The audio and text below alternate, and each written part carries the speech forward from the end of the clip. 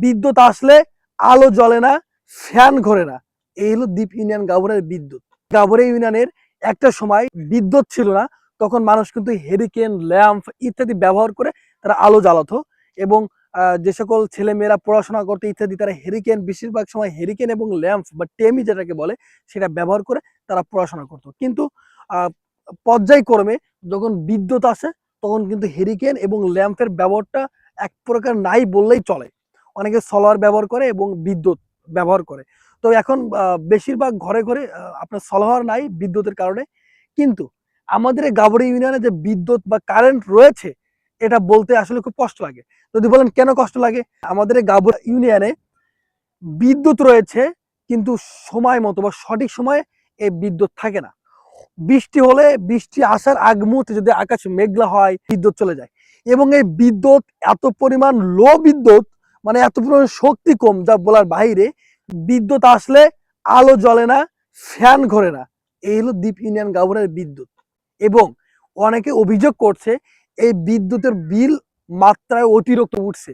অনেকের বাসায় নাকি তারা বিদ্যুৎ ব্যবহার না করলেও নাকি বেশি বেশি বিল উঠছে।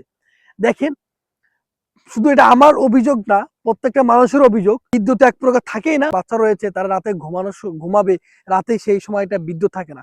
মাগরিবের আজানের পরপরই বিদ্যুৎ চলে যায়, ইত্যাদি ইত্যাদি নানান ধরনের সমস্যা বিদ্যুতে। এবং বিদ্যুতের যখন আসেই ঠিক তখন বিদ্যুতে কোনো পাওয়ার নাই বা শক্তি নাই। মানে বিদ্যুতে যদি বা কারেন্টে যদি কে হাত দেয় তা মনে হয় মানুষ মরবে না, এরকম একটা অবস্থা।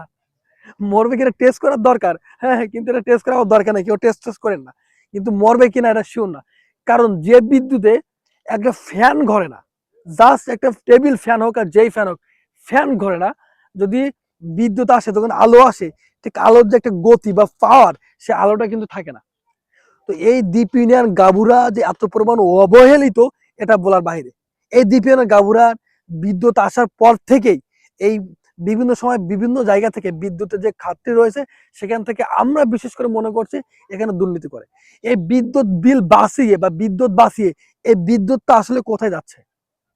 গাভুরা ইউনিয়নের 48,000 জনগণ যদি বিদ্যুৎ মানে বিদ্যুতের সুবিধা পাওয়ার সত্ত্বেও সে বিদ্যুৎটা যদি তারা সঠিকভাবে ব্যবহার করতে না পারে এবং বিদ্যুতের আলো জ্বালিয়ে বা ফ্যান খাটিয়ে যদি মানুষ তাদের যে ভোগান্তি তারা যদি সুবিধা না পায়, তাহলে সেই বিদ্যুৎ দিয়ে মানুষ কি করবে?